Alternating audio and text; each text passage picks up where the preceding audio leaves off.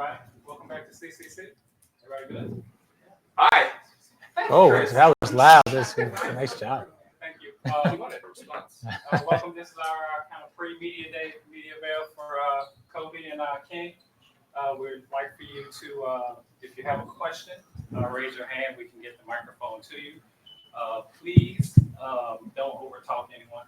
We appreciate that, so everybody get their questions in. We're going to turn it over to Koby. He's going to make a brief statement, and then we'll go to questions. I just appreciate everyone coming down for a pre-media day session. I know there's a lot going on this weekend. I know our guards still have a chance, right? They're still competing for that best record. So I know that's a big weekend for Chris Antonetti and Stephen Vogt. And so we wish them all the best this weekend. So we appreciate you guys coming down, being part of this pre-media day with me and Coach. And we'll open it up for questions.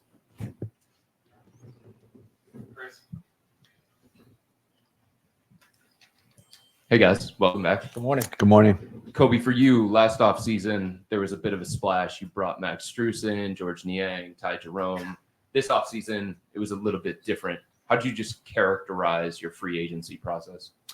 So I think it was very methodical in that we wanted to keep our best players in town. And, you know, we're big proponents of continuity here in terms of the roster. Giving this young group a chance to really succeed, and give them a runway. And I think for us, you know, to build the lifeline of your core in this league, in this salary cap structure, is hard to do. And so for us to have the chance to create the runway for this core was really successful and not easy. You know, when you talk about bringing back a Donovan Mitchell, extending Jared Allen 2 years before he becomes unrestricted, you know, signing Evan Mobley to 5 more years at 23 years old. Even last summer, when you talk about Darius Garland's extension, and then late in the summer, you know, Isaac Okoro. You know, these are big core pieces to the Cavaliers and guys that really wanted to be here. And so for us, it was a major success and a chance, like I said, to extend the lifeline of this core. And then for both of you guys, you know, this is an organization that's coming off back-to-back playoff appearances, 99 wins over the last 2 years, advanced to the Eastern Conference semifinals. At what point do you set the expectations to championship? Are you there right now? I would say for us, the goal is always championship, especially with this group. We want to win rounds of the playoffs, and that's really difficult to do, to finish, you know, in the Final 8 or Elite 8, if you want to say, of the NBA, was huge for us. Big step for us, right?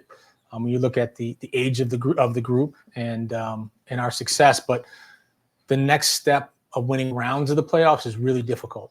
Putting yourself in that position, being healthy, having really successful regular seasons, which we believe is very important, is a part of it. And we brought in Kenny to help us take that next step in a really competitive East. In a tough league. But I think we're right there with some of the best teams in the league and certainly in the East. Hey, Chris, just to your first question, because I think it's really important. I think continuity is a coach's dream.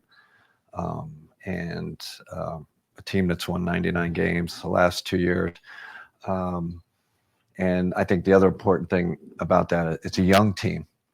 So internal improvement is huge for us. That's, to me, because I know next step it's going to keep coming up. So we have great continuity and youth. You know, those two things. And if we continue with our internal improvement, we talk about it, we're not skipping steps, right? We're taking step by step. And I know we've had meetings with each of our players over these past couple of weeks, and we're kind of all on the same page, right? We're not screaming to the mountaintops and, you know, we're going to do this and that. No, we're not skipping steps. We're going to have a great process in place, and we're going to keep improving. I go back to the Bill Walsh quote, you know, the score will take care of itself, you know, if we don't skip steps. So that's kind of where we're at right now. This is for both of you. When you look at your roster, you talk about internal improvements and that kind of thing. Can you give me a couple specific areas or specific people that you think are right at that position where this is what it's going to do to basically impact you going forward? Yeah, it starts with, obviously Evan, and just with his age, right, 23 years old, he's just going to get better. Just forget about the coaching, forget about the system. Just being that young, there's going to be a natural improvement. So that's a big one. And I think even the established guys, right? Everyone talks about development, it's about the young guys, but it's about the whole roster. So we're really going to have, kind of key performance indicators for each guy and what they're focused on. I'm not going to get too specific on that. But we're looking for improvement throughout the roster, not just but Evan is important because he's a young guy. He's obviously super talented. Koby keeps saying like it's very, very rare for a young guy to come into the league and all of a sudden affect winning. It's just very rare. So we got that piece. We got the defensive piece.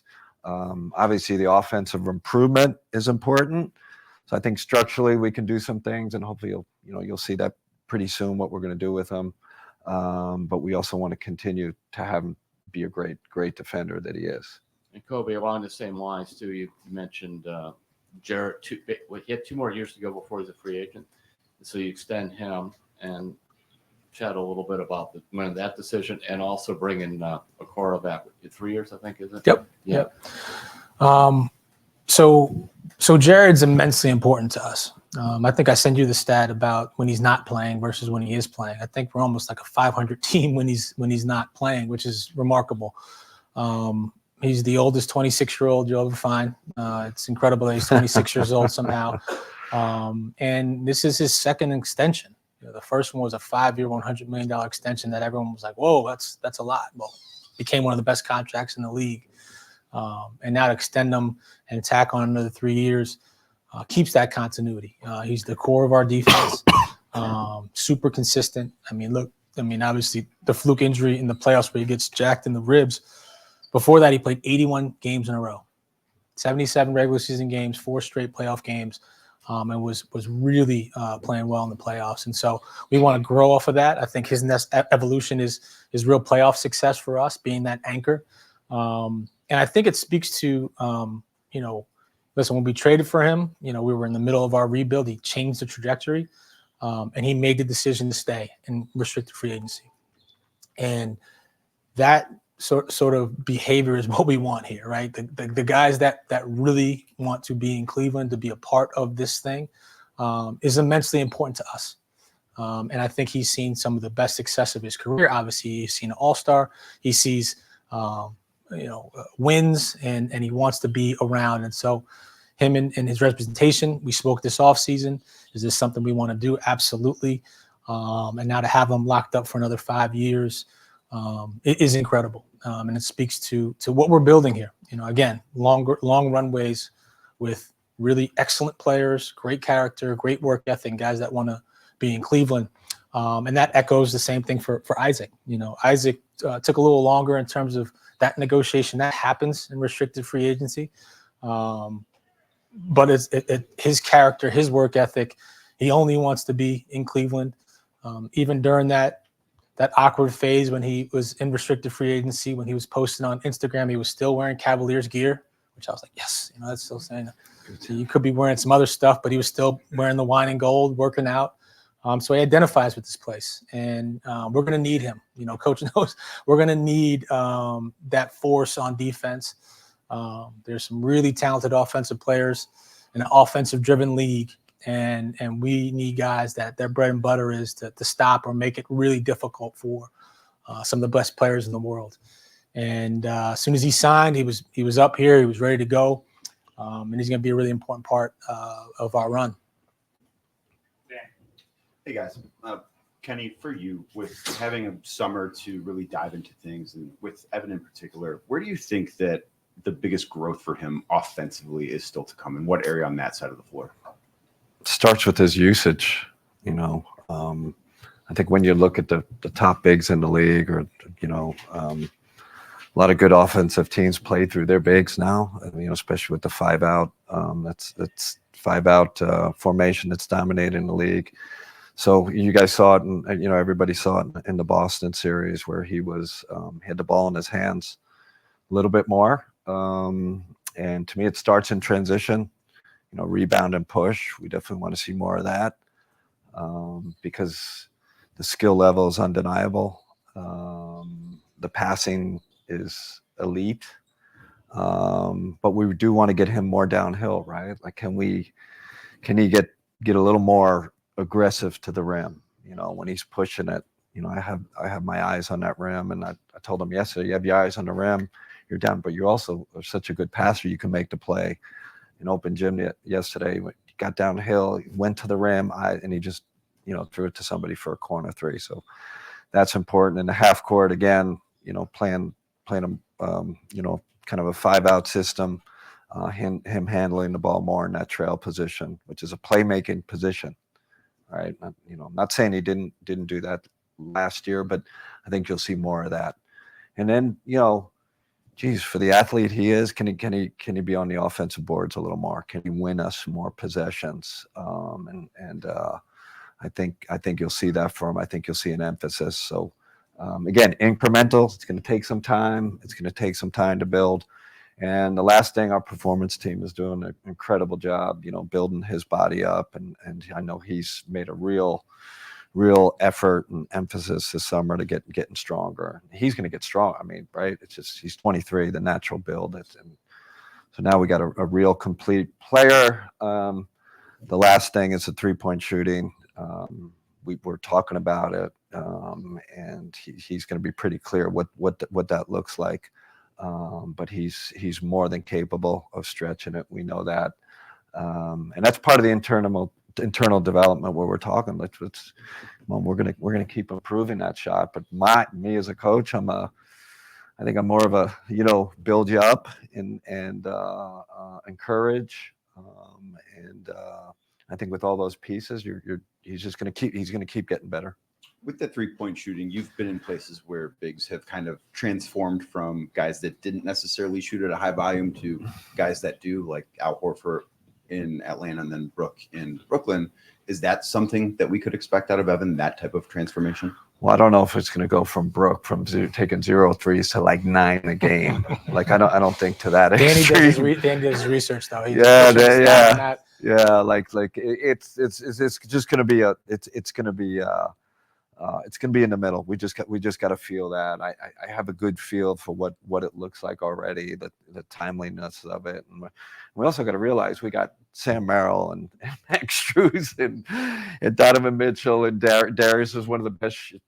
I sent Darius and Donovan a stat the other day. Two of the best shooters in the league. Like, anybody see that Kirk Goldsberry? Like, it's like, holy mackerel. Like, so yes, we want him to shoot threes, but I don't know if it's Brook Lopez 9 a game, right? It's just going to be a balance. But I think the focus of those first things I talk about and the 3-point shooting, it's just going to come. It's going to evolve. Yeah. Kenny, this one is for you. What impact will you have, especially when it comes to the playoffs, to make the Cavaliers go deep? Great question. I think that's part of the reason we're all here. First thing is health, right? I don't know. Cavs healthy team last year, changes things, right? So I think there's an organizational kind of collective, integrated approach to how we're going to build this team up, where there's not only health but also peak performance in the playoffs. But there's got to be a plan in place. I can't get on the whiteboard here and detail it all out. But that's first and foremost. I do think adjustments are big in the playoffs, and if you don't kind of prepare for that during the year, in February, March, November, whether that's switching defenses, whether it's an offensive tweaks against switches, but I do think you have to work on that stuff periodically not periodically, consistently throughout the year. Those playoff adjustments. So I think that's those are the two big ones for me: health, and then and how are we building our details to our adjustments, because we all know all of a sudden the playoffs come, you're in this series and they're throwing something at you. Is this the first time we've seen it? Is this the first time we've switched 1 through 5? Is this the first time we've gone box and 1? Is this the first time we played 2-3 zone? Whatever it is, right? We've been working on that all season. Kenny, you mentioned internal improvement at your opening presser. You even mentioned, hey, Donovan's included in that group too. If he's whatever top 15, top 10 right now, there's no reason we can't get him into that top 5 conversation. What would that next step look like for him? Oh, great question. Well, to me, it's a leadership piece first, right? Like what does that look like? You're great player, and he's already a great leader. But us, we've had those conversations of being a great leader from an on-court perspective. Again, I told him, I don't think you realize how great a shooter you are. So part of that is, okay, great shooter. Part of it is on our staff, me and the staff, is to get him easier shots, get him more catch and shoot shots, and then putting him in the right positions to be more efficient. He's super efficient already, but how do we tweak the system where he's running off the ball more? Can we get you more corner threes? I think we're 23rd in transition corner threes. Can we get you the simple ones? Make your life easier. Maybe instead of getting a grenade at the end of the shot clock, and now boom, I got to make a play. So we got to get him the easy stuff, and then I feel a responsibility for that. Like make his life easier. Are we celebrating screening?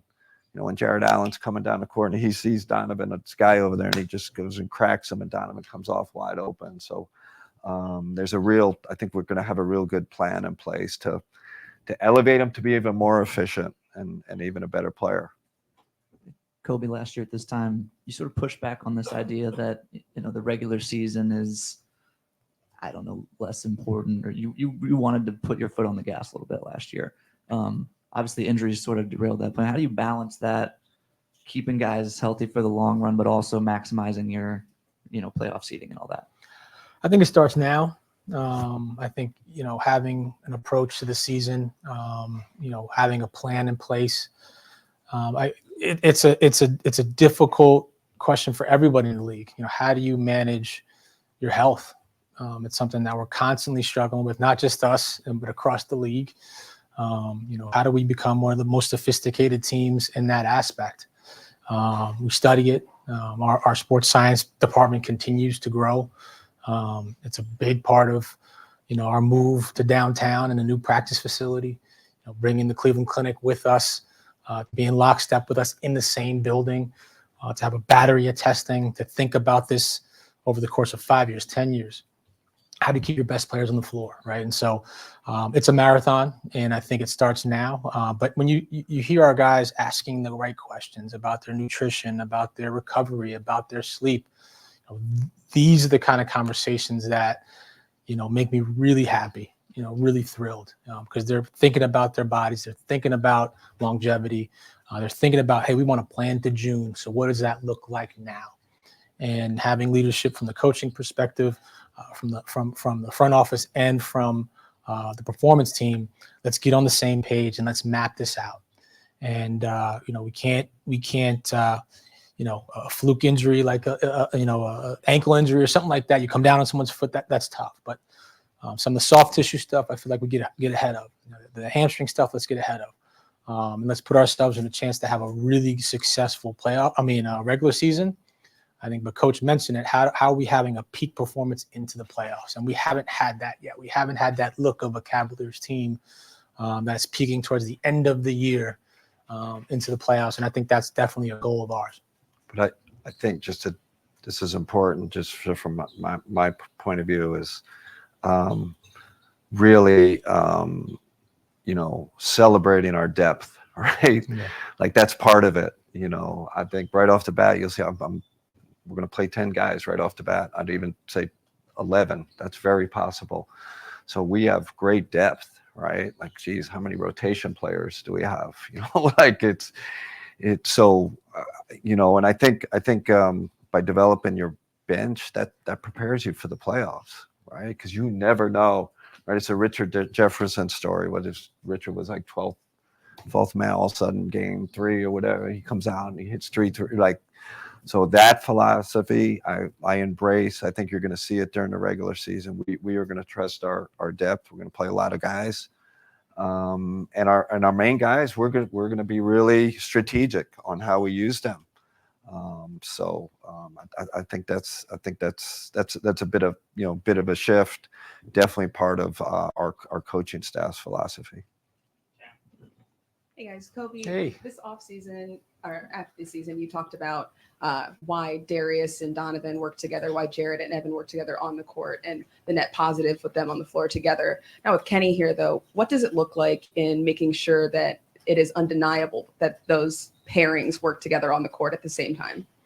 I think, look, I mean, there's way more data that speaks to it works than it doesn't, right? You don't fluke your way into 99 wins and something that just doesn't work. I think, Darius is an interesting one because I don't think we've given him enough credit for what he's done here for us in this franchise. He's now, as crazy as it sounds, he's the longest tenured Cav, right? We drafted him 19 wins to 22 wins to 44 wins in an all-star season. Then we bring in Donovan Mitchell, we go to 51 wins, and he makes a huge sacrifice doing that. But he was a big part of this evolution of this franchise, us taking a step forward, and quite frankly, making this a cool place to be. I mean, a fun, dynamic, pass-first point guard that made us a national level team in terms of, being on TV, all-star games, the lobs, all that stuff. It was a fun team. What's going on in Cleveland? And that was led by Darius. And I think the last 2 years, he's made some real sacrifices as we've built out this roster, obviously bringing in Donovan Mitchell. I think, no one's more excited to coach Darius than Kenny. You know what I mean? Point guard in his own right, does a great job with point guards. And we need to bring Darius back to that level, that all-star level. He's such an important piece to this thing. And like Coach said, there's depth, and we want to be, we're a super talented team. How do we make that work? And in the playoffs, we're going to need that ultra dynamic backcourt. That's a huge strength of ours, right? That's how we're going to attack teams. Late in shot clocks, everyone's over scouted and they take away your first look, your second look, and now it's go make a play. And so to have two dynamic ball handlers like that are great people, great leaders, and want to be in Cleveland. For me, that's a huge success. And the same thing with the bigs, number one defense, top 5 defense.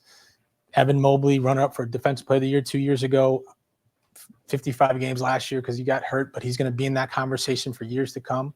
Why not keep this dynamic defense and elevate the offense, figure out how to elevate the offense. And look, we interviewed Kenny. He was excited about the roster. Like, don't do anything. Let's figure this out. Let's embrace that core 4. And certainly that's what we've done from front office perspective and ownership perspective. Let's keep this continuity. Let's extend the lifeline of this core and see what we can do. The easiest thing is to break the thing up, right? But like I said, there's way more evidence that speaks to success than not. Tom Withers, Associated Press. Kenny, excuse me for being late. Tom usually gets the first question. So Oh yeah, well, he's Hey, I was wondering, other than seeing Steph bury 3-pointers over in Paris, how was your Olympic experience? Oh, we were supposed to have the scout report too. It was unbelievable. I was having a great time in this press conference to that question. That was a phenomenal experience, and first from just like the cultural piece, right? France, Paris, Olympics, fast forward to USA, USA versus France. And obviously my relationship with Steph, having been with him for a long time. And it was surreal, really. What did I see? That final game, what was it? 25 million people, that was the TV audience, it was great. I can't tell you how many people texted me, like, that was so phenomenal. Like the FIBA, the whole thing, it was like the NCAA tournament, every game counts, and you guys almost got knocked out by Japan, and like just all this stuff. And every game was like, there was a lot of pressure because we were the host country. And I said it was almost like going through a NBA playoffs, because every game was playoff prep type pressure, 27,000 people, at every game. And then, Steph and LeBron orchestrated their little two-man game that kind of knocked us out. That was a tough way to go out. But for the NBA, like that was a real celebration. I mean, right, every team, Canada had 11 NBA players. We had 6 or 7. Obviously, Team USA. It was just it was incredible. Great experience. And because you were around Victor as much as you were, and I know Evan is a very different player, but can that be a model for not only Evan, but for you as well, to see the way maybe, he kind of plays on the perimeter, things like that? I don't know if it's I thought about it. It's a good point. I thought about it this summer, and, how do you use a big kind of that talent? And we really structurally, we were trying to figure it out with Victor. This guys can do so many things. They're so talented. And similar because they're so talented defensively. So you got that piece, and how do they fit with this kind of new game? So that helped. I told Koby, I said, one thing about doing this, the Olympics is I'm going to come back a better coach, because I was thinking, definitely thinking in the, how do I help Team France, but also how can this maybe translate to the Cavs? So the Evan, Wemby, they're obviously different players, right? But there are some similarities. But man, what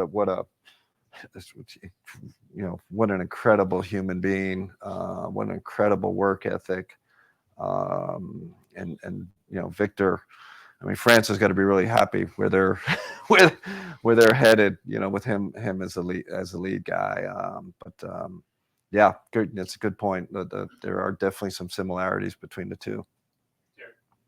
I like Kenny to take this one first, and then Koby. Yeah. Kenny, amateur opinion, but so what? When I'm going to give it anyway. When I was watching last year, Koby knows what that's about. But they were very dynamic offensively when the ball was in Donovan's hands, and part of that was when Darius was out. And there's a lot of movement, amateur eyes, but without the ball, with him just kind of being sort of like the sun with the solar planets around him. Mm-hmm. And I wondered, and frankly, some of that seemed to disappear when they kind of got back together. And as maybe the purist or whatever, I missed that. And I know there was a lot of data also about Strus and Donovan in the backcourt, being pretty good. So when you talk about Darius and Donovan together, I guess the counter argument, which I'm making to some extent, well, what about that? And I really kind of sold this to Koby, like during the interview, like you, especially, and we'll go to the playoff conversation, because you have to be so versatile in the playoffs, right? Even with the two bigs, right? Like there are series where you need two bigs out there, the majority, 95% of the time to win the series. Same thing with the guards. So it starts with the rotations, getting the optimal rotations with both the guard situation and the bigs. But I've also seen a championship one with too small. I think of the Steph and Jordan Poole thing, and how that helped us. So I don't understand like how two guys who are so talented, who are unselfish, who are both excellent passers, why that can't work. They are complementary to me, and defensively, yeah, and that's also, so what are the three guys around? What does that look like, right? And this is where lineup configuration is really important, especially when the playoffs come. So you have to understand what lineups you put around them. But the Darius conversation, defensively, I've always rated him as a plus defender, and my professional opinion. You have an amateur opinion. I'm gonna give you my professional opinion. There is a strength thing there, right? Especially with the way the league's played, right? It's a go through your chest league, right? And there is a strength thing there. And Darius, to his credit, he's gotten stronger this summer. He's going to keep. It's one of our folk. You talk about internal improvement. It's not always on court. It's from there. And I saw that evolution with Steph, right? Like Steph and Darius is in the same bucket. Competitor, elite instincts, defensively. Now it's he's still a young guy developing his body, so he's going to keep getting stronger. So all those things together, and then configuring the lineups. But man, like Koby said, when it comes down to it in the playoffs, and you guys saw it with the championship with Kyrie, you need guys that can get you a bucket and shoot off the dribble threes and all that. So we have that. So I'm confident we're going to keep improving with both of the big combination and I don't even like small guard, like small, like they're both sufficient from a size standpoint for me because of their skill level, Terry. Hey, Koby. From the outside looking in, it seemed like when Donovan signed the contract extension, it would be just a monumental kind of development event for the franchise. How would you characterize it, just in terms of importance of the big picture, and kind of what does it say about him and the way he's embraced everything here, and to the point where he's keg bowling in the Muni lot, just a couple weeks ago? It's a great point. I think, I don't know, BJ can attest to this.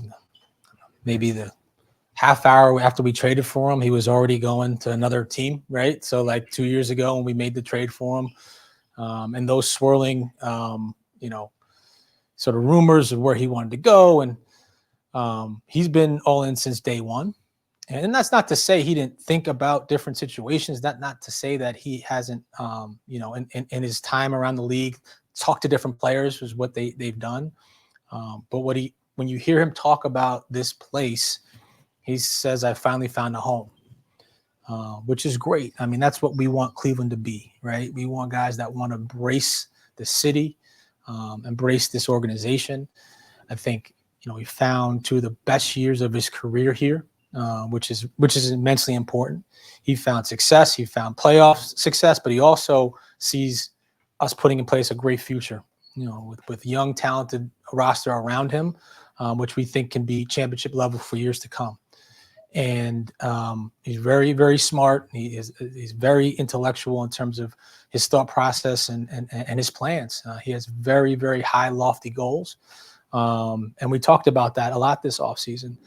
But you see him, they say 10 toes down, like he's embraced this place. He's happy, right? He's smiling. And I think it's a testament to the organization, to Dan, to the Gilbert family. When people walk through these doors, I think the first thing they're impressed with is, man, there's a real emphasis on winning. The amount of resources that this organization has. Now, this is not a mid-market team in terms of our resources.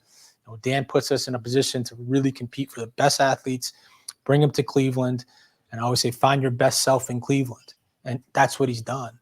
And so, his extension allows us to continue this runway, continues to allow us to compete for championships for years to come.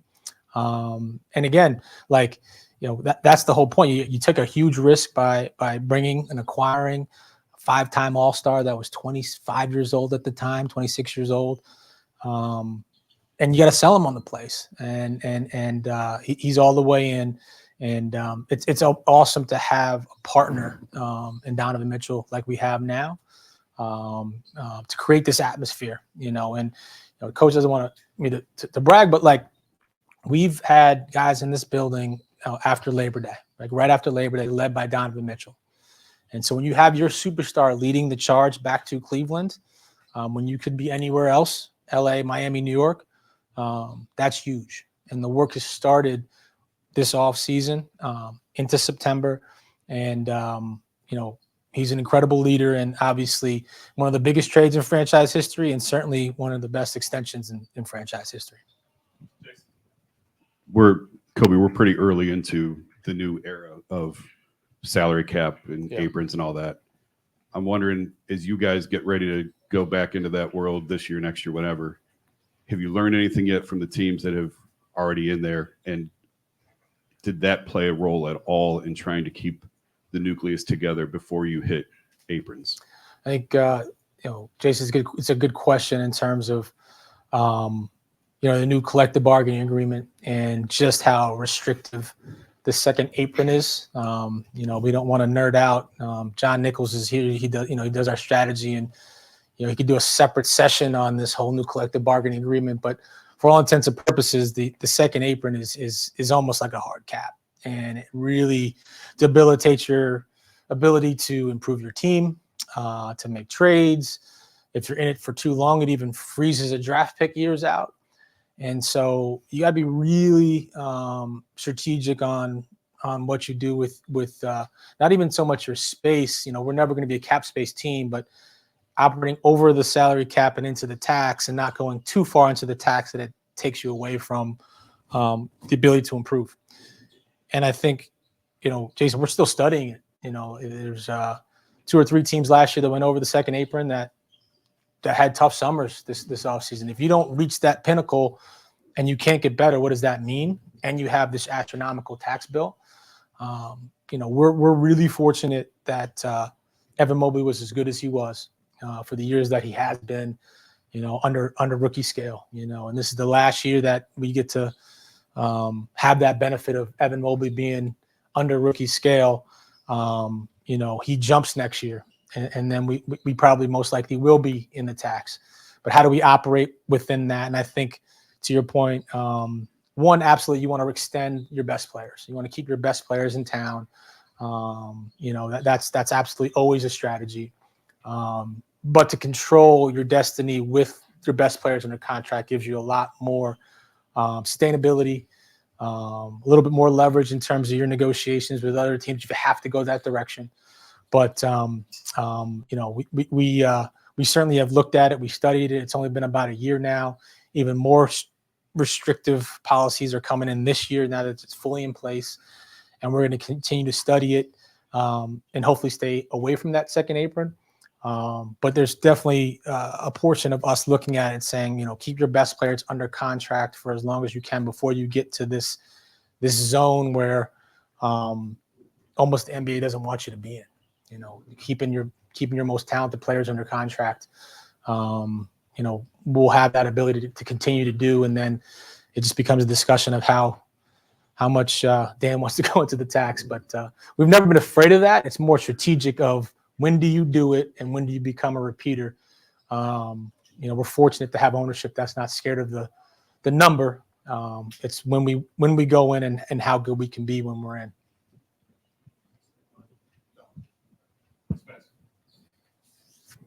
Spencer Davies, Cavaliers on SI. Kenny, you brought up Darius earlier, and I'm just curious because you're talking about how him and Donovan are some of the best shooters in the NBA. Yeah. How do you get someone who is as unselfish as Darius and used to being that way as a point guard to kind of be more aggressive with the 3-point shot, whether it's in the trail and transition or just even on pull-ups? Yeah. Take more threes, right? You can ask it. We want Darius to take more threes. It's okay. I sent him that and he sent me great back. question. Oh, he goes, I got to pick up my volume. Yeah, he's got to shoot more, but it's not that simple, right? Like that's where the coaching comes in, and that's where strategy comes in, and that's where I know when Ricky was here, he came off a lot of off-ball screens.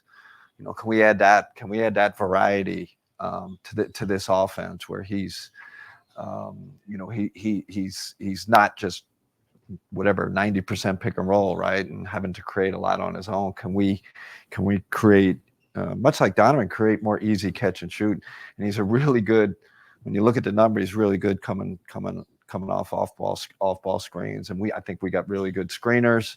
Obviously, adding Tristan helps with that. You got another great off-ball screener, but that's definitely going to be a point of emphasis with him, getting him more catch and shoots off the ball. And then with Evan, just as far as him being maybe more of a playmaker, how does that kind of work with Max, who's always off ball, and Sam's always running around in the half court? Like, Is there a way to kind of unlock that part of that game too? Yeah. So playmaking means getting your best shooter shots. So that's going to be part of Evan's. That's going to be part of his job. It's downhill, go, you see a gap, go and go to the rim, get fouled, get to the free throw, all that. But it's also like, I see Max, in the corner, and am I going to go DHO with him and get him a shot? Or I'm in the trail position, Donovan's got the ball, and I see Sam Merrill on the wing. Am I going to go screen for him and get him a shot? It's really shifted in this league. Bigs have become you got to be a good decision maker, right? Like not only with the ball, but without the ball.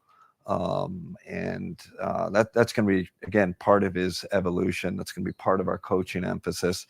It's multifaceted. It's definitely not one thing where, maybe we're a Giannis, you're giving just downhill every time. No, we got a lot of variety, a lot of shooters. So we're going to have to, figure that out with Evan. But I'm pretty confident with the passing ability, the IQ, and then the threat to the rim,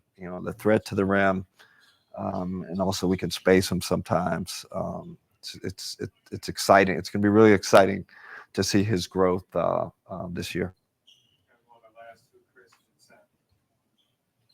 Koby, you were excited about the signing of Tai Jerome last offseason. He played 2 games for you. What is his current status health-wise, and where does he fit into this? Yeah, so he had a really good offseason.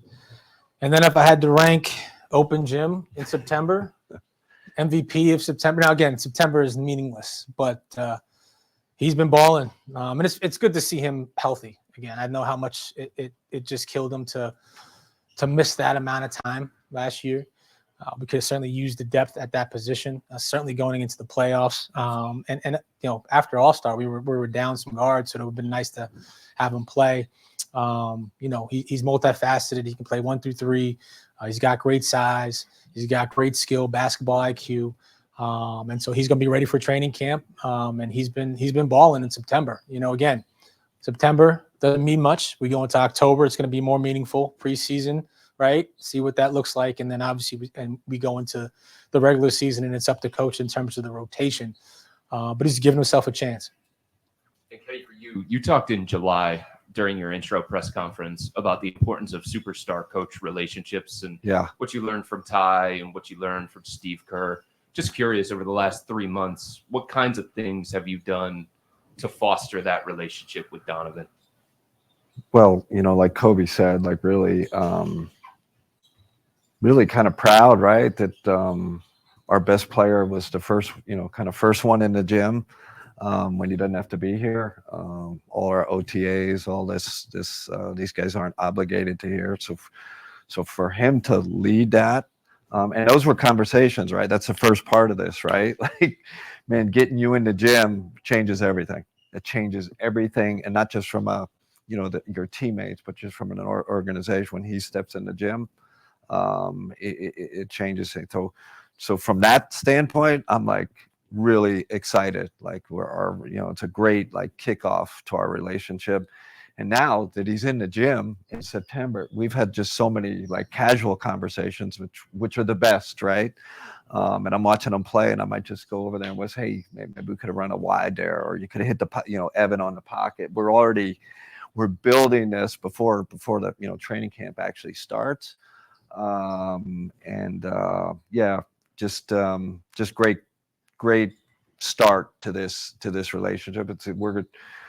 There's going to be ups and downs. There's going to be the hard times, and those are going to be the real test of our relationship. But man, I feel like we've gotten off to a fantastic, and not just with him, right? It was Evan and Darius and Max and JA and Karis reconnecting with him. Like the fact that all these guys have been, like, I am so excited. Like, I think if I just went into this first day training camp, hey everybody, let's get in, let's go to the video room, start teaching.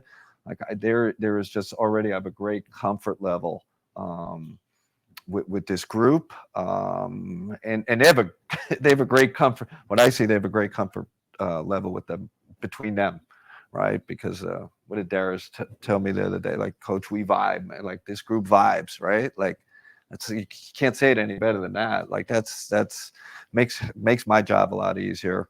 again, the real test, as we know, when things get tough, you lose 4 out of 5. Oh my gosh, like, what are those? What does leadership look? What does our relationship look like during those times? But the fact that we started off in a good, in a good place, that makes me more confident we'll be able to get through those tough times. Yeah, I mean, it's not just Donovan. I think coach has been really intentional. Like, you think about it from Tom's question about him coaching the Olympics. He's been very intentional with his time this offseason, right? And so whether it's from Paris to Vegas to make sure he spends time with our summer league team, but our varsity guys are out there too, back on the plane, back out to Paris, finishes his obligations out there. Immediately, the first trip is back to Greenwich, Connecticut, right? And now he's in the gym with Donovan. He's sending me and Mike Gansey some footage of Don shooting. And I'm like, I didn't even know you were making that trip. That was his first trip back, right, from Paris to Greenwich. And then he's making a trip to Nashville to spend time with Darius. And then he's out in L.A., with Evan. He's been very intentional with his time, right? And so when we're asking guys to come back in September, it's like, absolutely, I want to be there, right? Because I've already spent time with you. I've already had lunch. I had dinner. I talked about everything not basketball related, but how I'm going to help you. And, this is what he does. He's made, great connections with guys right off the jump, right? And that's a huge testament to who he is. He's going to make great connections. He's going to give you highly specific plans, personalized plans for your development, your growth. And we've seen immediate returns already, which is his ability to connect. And it's a basketball piece here. This is how we're going to grow you. This is how we're going to help you. But he's being humble. Like when you're talking about traveling thousands of miles to go see guys where they live, that speaks to who he is, and it's very important. And it wasn't just Donovan. He traveled across the country to go see Evans work out, and now Evans back in Cleveland, and they're working. So it was a monster off season for you, but really successful off season. Appreciate that. Koby, this is the first time in franchise history, I believe, that the team's going out of state for training camp. It's the first time? I'm pretty sure. Out of Wow. state. Out of state. Don't Got question it. that. Certainly first time, yeah. But how did that come about, and what was the purpose behind it? And I'm assuming you're still going despite all. We're hopeful.